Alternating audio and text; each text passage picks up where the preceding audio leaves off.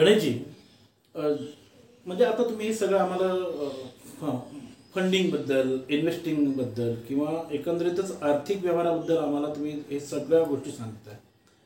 होतं काय की शेअर मार्केटमध्ये सर्वसामान्य माणूस, ज्याला आपण इक्विटी मार्केट पण म्हणतो, सर्वसामान्य माणूस जो आहे तो गुंतवणूक करायला घाबरतो. तर याचं म्हणजे काय कारणं असावीत किंवा का घाबरतो तो? खूप चांगला प्रश्न आहे.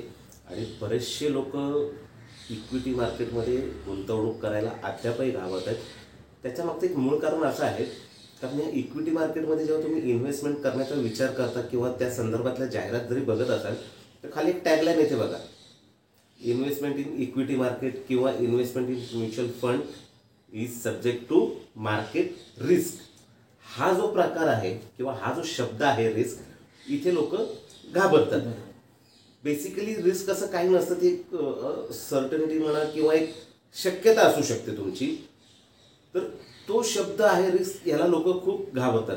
बघा ना, अगदी म्हणजे इक्विटी मार्केट म्हटलं तर लोक घाबरतात का, तर आज मार्केट खाली पडलं त्याच्यामुळे तुमची जी इन्व्हेस्टिंग अमाऊंट आहे की जी इन्व्हेस्ट केलेली अमाऊंट आहे ती कमी झाली.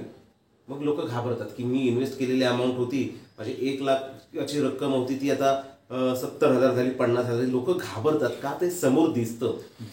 मी तुम्हाला सांगतो, तुमच्याकडं समजा काही गोल्ड आहे, बरोबर आहे, तुम्ही जेव्हा सोनं घेता, बरोबर आहे, सोनं घेऊन तुम्ही घरात ठेवता, जसं आपण मगाशी बोललो, जेव्हा सोन्याचा भाव कमी होतो, बरोबर आहे, तेव्हा तुमच्या घरातल्या सोन्याचा भाव सुद्धा कमी झालेला असतो.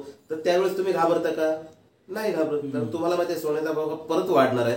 सेम थिंग मार्केटसाठी सुद्धा ऍप्लिकेबल आहे, परंतु लोक घाबरतात.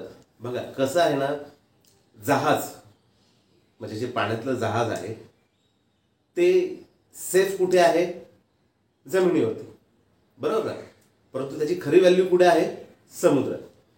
जसं आपण विमान म्हणतो, विमान सेफ कुठे आहे? जमिनीवरती, पण त्याची खरी व्हॅल्यू कुठे आहे? आकाशामध्ये. सेम तसंच आहे, जसं आज मार्केट खाली आहे तसंच मार्केट वरती सुद्धा जाणार आहे. जसा आपला ECG नेहमी असं अप डाऊन असतो, त्याच पद्धतीने मार्केट सुद्धा अप डाऊनच असतं. आणि लोक ह्या अप डाऊनलाच घाबरतात.